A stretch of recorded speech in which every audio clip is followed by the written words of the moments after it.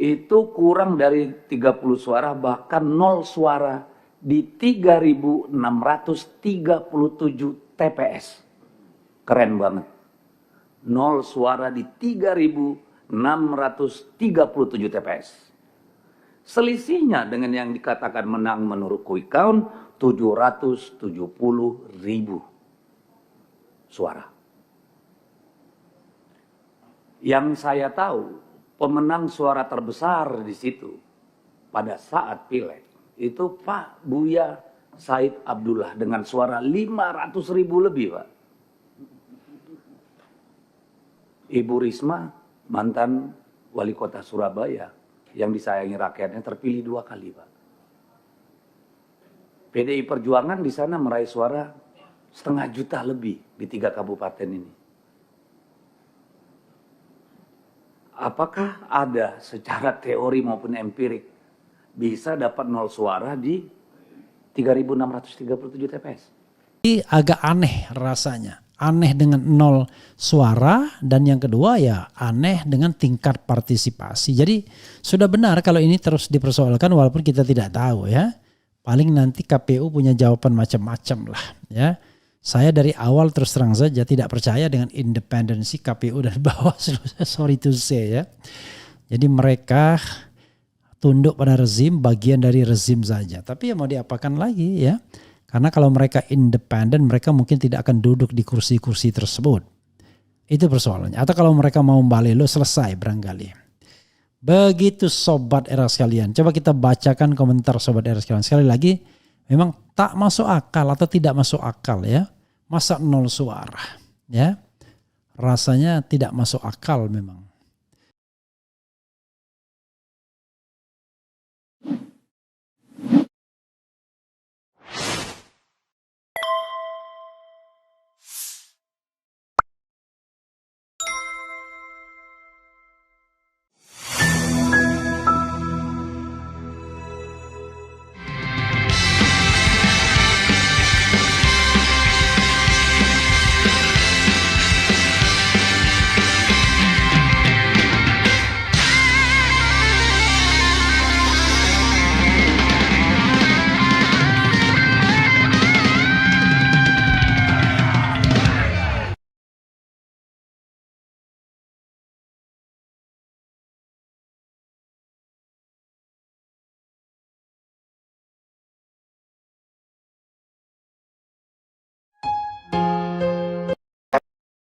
Hari ini anomali yang kita temukan berdasarkan data Sirekap. Jumlah pertama ini sudah disampaikan, mungkin bapak-bapak sudah punya jawabannya. Jumlah pemilih di TPS mencapai 90% DPT dan bahkan 100% DPT di 2.800 TPS, 2.801 TPS. Ini selisih antara paslon 02 dan 03 itu 637.000. Jadi 90-100% DPT di 2081 TPS berdasarkan data yang bapak-bapak tampilkan di layar Sirekap bapak itu. Persentase terbesarnya di Sampang, Pamekasan, dan Bangkalan. Di Sampang terdapat 9 desa, jumlah pemilih semua TPS-nya mencapai 100% DPT. Semua orang Indonesia tahu, namanya Madura itu mungkin 30% lebih penduduknya itu ada di luar daerah, Pak. Cuma rumahnya atau keluarganya yang ada di kampung. Ya kalau mereka ini pulang, Pak, sampai 100% Suramadu itu udah macet, Pak. Udah pasti, Pak. Ya. Jadi tolong jelaskan sama kita nanti bagaimana pemilih di TPS itu 90-100% DPT. Ini melebihi Pilpres, Pak. Lalu suara bahkan 0 suara di 3.637 TPS. Keren banget. 0 suara di 3.637 TPS. Selisihnya dengan yang dikatakan menang menurut quick count 770.000 suara. Yang saya tahu, pemenang suara terbesar di situ pada saat pileg itu Pak Buya Said Abdullah dengan suara 500.000 lebih, Pak. Ibu Risma, mantan wali kota Surabaya, yang disayangi rakyatnya, terpilih 2 kali, Pak. PDI Perjuangan di sana meraih suara 1,5 juta lebih di 3 kabupaten ini. Apakah ada secara teori maupun empirik bisa dapat 0 suara di 3.637 TPS? Di bawah 30. Pengurus partainya aja udah berapa? Kan ini anomali. Assalamualaikum warahmatullahi wabarakatuh. Sobat RH sekalian, jumpa lagi kita di channel yang keren ini. Keren jadas. Ya, sobat RH sekalian, kalau menang sih wajar ya, namanya juga kompetisi. Siapapun pasti menang. Tetapi kalau misalnya di sebuah TPS ada satu calon yang suaranya 0, itu aneh bin ajaib ya. How come kok bisa 0 ya? Artinya kalau misalnya di daerah tersebut ada saksi dari pasangan calon, berarti saksinya pun mungkin tak memilih ya, atau dia memilih pasangan lain. Kan rasanya nggak mungkin ya. Karena terlalu mencolok kalau 0 ini. Kalau di Papua wajar ada 0. Kenapa? Karena di Papua itu berdasarkan katakanlah ada beberapa daerah yang noken atau ikat ya. Jadi berdasarkan kesepakatan. Ini kalau 0 ini kayak ada kesepakatan saja.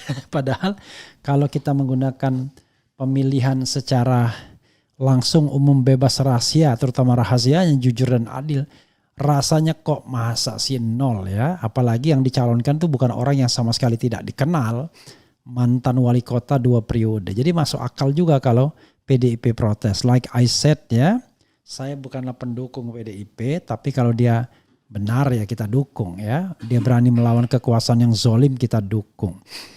Coba kita lihat sobat era sekalian ya. Ini aneh bin ajaib. Luar biasa ya.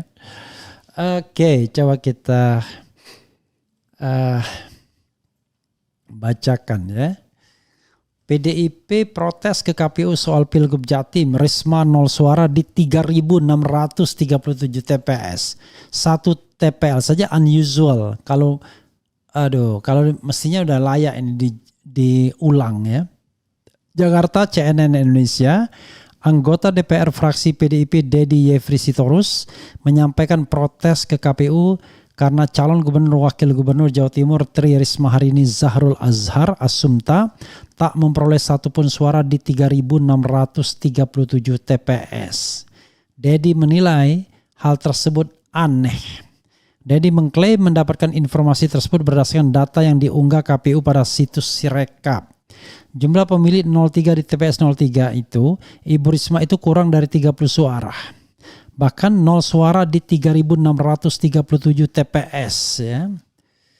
Keren banget 0 suara di 3.637 TPS, kata Dedi dalam rapat kerja Komisi 2 DPR dengan KPU di Kompleks Parlemen Jakarta. Dedi berpendapat hal tersebut mustahil terjadi, terutama di daerah Madura, yaitu Sumeneb, Pamekasan dan Sampang ya. Kemudian ia menyinggung Ketua DPP PDIP Said Abdullah memperoleh suara tertinggi di Madura saat Pileg 2024. Saat Pileg Pak Said Abdullah dengan suara 500.000 lebih. Ibu Risma mantan wali kota Surabaya yang disayangi rakyatnya terpilih 2 kali, tutur Dedi. Apakah ada secara teori maupun empirik bisa dapat 0 suara di 3.637 TPS? Di bawah 30 suara. Pengurus partainya saja sudah berapa? Kan ini anomali, sambungnya. Iya benar juga sih. Selain itu Dedi juga menilai ada anomali soal 9 desa di Sampang dengan tingkat penggunaan hak suara mencapai 100%. Ia menyebut hal tersebut mustahil karena mayoritas masyarakat Madura memiliki kebudayaan untuk merantau ke keluar pulau. Semua orang tahu namanya Madura itu mungkin 30% lebih penduduknya itu ada di luar daerah. Cuma rumah dan keluarganya yang ada di kampung, kata dia. Adapun berdasarkan data hitung cepat quick count Carta Politika, Khofifah Indar Parawansa, Emil Dardak, unggul Pilgub Jawa Timur 2024. Paslon usungan Koalisi Indonesia Maju Kimplas itu meraup 59,22% suara. Sementara Tri Risma hari ini Zahrul Azhar Asumta di posisi kedua dengan 31,97%. Sementara posisi ketiga ditempati Lulu Nur Hamidah Lukmanul Hakim dengan 8,81% suara. Begitu, bayangkan ya, calon PKB paling rendah. Padahal PKB kandangnya Jawa Timur harusnya. Menarik ya Sobat Era sekalian. Saya pernah mendapatkan cerita dari relawan Anies Baswedan ya, di satu desa di Jawa Barat pada saat Pilpres. Jadi kelompok relawan ini sudah katakanlah melakukan pembinaan terhadap penduduk di TPS atau di desa yang bersangkutan ya dengan harapan bahwa mereka memilih Anies Baswedan. Jadi dilakukan pembinaan ya, pengenalan dan lain sebagainya. Tapi pada hari H ya kalah 0%, 0 suara. Lalu ditanya, kamu sendiri milih siapa? Ternyata milih Prabowo juga ya. Jadi inilah hal-hal yang sebenarnya yang ya bagaimana ya, kadang-kadang kita juga prihatin, tetapi ya it happens, itu terjadi Sobat Era sekalian ya. Rasanya memang gak masuk akal karena begini, tingkat partisipasi 100% plus suara 0 untuk kandidat tertentu hanya mungkin dilakukan dengan sebuah mobilisasi. Atau jangan-jangan cuma hitungan on the paper di atas kertas. Fisiknya tidak ada tapi sudah preset, sudah di-set duluan. Nah itu yang sebenarnya bisa terjadi. Tapi kalau misalnya genuine election rasanya sulit sekali tingkat partisipasi 100%, apalagi di tengah pilkada yang agak lesu di mana tingkat partisipasi pilkada kali ini paling rendah, cuma 68% seluruh Indonesia. Jadi agak aneh rasanya, aneh dengan 0 suara dan yang kedua ya aneh dengan tingkat partisipasi. Jadi sudah benar kalau ini terus dipersoalkan walaupun kita tidak tahu ya. Paling nanti KPU punya jawaban macam-macam lah ya. Saya dari awal terus terang saja tidak percaya dengan independensi KPU dan Bawaslu, sorry to say ya. Jadi mereka tunduk pada rezim, bagian dari rezim saja. Tapi ya mau diapakan lagi ya. Karena kalau mereka independen mereka mungkin tidak akan duduk di kursi-kursi tersebut. Itu persoalannya. Atau kalau mereka mau balelo selesai barangkali. Begitu Sobat Era sekalian. Coba kita bacakan komentar Sobat Era sekalian. Sekali lagi memang tak masuk akal atau tidak masuk akal ya. Masa 0 suara ya. Rasanya tidak masuk akal memang. Kalau 0 suara seperti itu ya. Coba kita bacakan ya komentar Sobat Era sekalian. Tapi by the way ini selalu mati dia. Ada technical things ya. Oke, coba kita upayakan baca komentar Sobat RH sekalian ya. Aneh bin ajaib dan 0. Tingkat partisipasi 100% dan ada di daerah yang 0. Allahu Akbar ya. Oke, coba kita lihat. Dan tentu saja kita akan baca komentar Sobat RH sekalian ya. Apa kabar Gus Miftah? Gus Miftah nanti kita nggak tahu kabarnya seperti apa. Oke, coba kita lihat ya.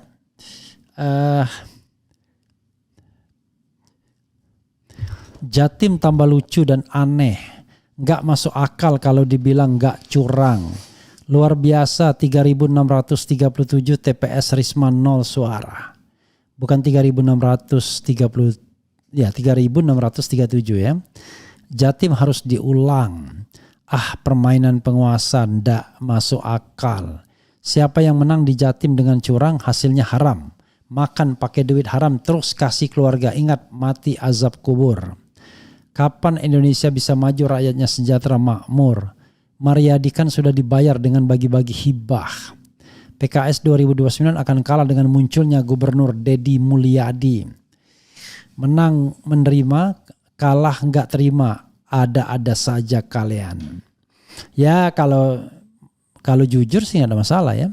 Kerusakan ini disebabkan didikan Mulyono. Jadi saya tidak ikhlas Mulyono dimiskinkan ya. Maksudnya jadi saya tidak ikhlas, Mulyono dimiskinkan. Kalau nggak ada komanya berarti dia tidak ikhlas Mulyono dimiskinkan.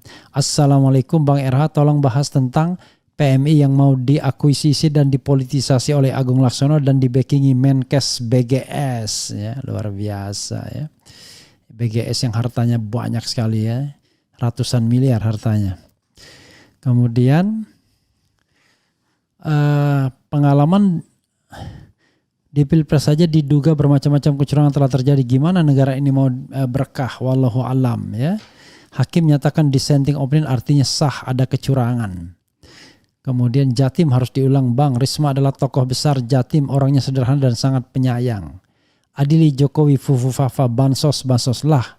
Kan kita negara yang berbasis hukum positif. Buktikan dong Om, posita petitum kalian aja nggak diterima hakim MK. Ini jongos, benar-benar jongos dia kan. Kalau hukum itu berjalan normal kita nggak akan mempermasalahkan. Kita bilang pergi aja ke MK. Nggak begitu dong pemilu itu. Pemilu itu hulu dan hilir harus jelas, rasional, logik ya. Kalau tidak logik dan tidak rasional ya orang ribut namanya ya. Begitu saudara sekalian. Saya saudara sekalian mudah-mudahan kita mendapatkan pencerahan atau keberanian PDIP untuk menggebrak yang katanya akan membawa saksi-saksi atau bukti-bukti yang menyatakan keterlibatan Parcok misalnya. Ya kita lihat saja ya. Mudah-mudahan ada keberanian karena tidak gampang melawan Parcok atau melawan penguasa yang tentu saja ingin terus berkuasa dan memenangkan juga pemilihan-pemilihan di tingkat atau di level daerahnya. Begitu saja saudara sekalian ya, mudah-mudahan baik ya. Berdoa saja ya, badan saya tetap fit. Agak malas hari ini ya. Itu saja saudara sekalian. Wassalamualaikum warahmatullahi wabarakatuh. Keren cadas.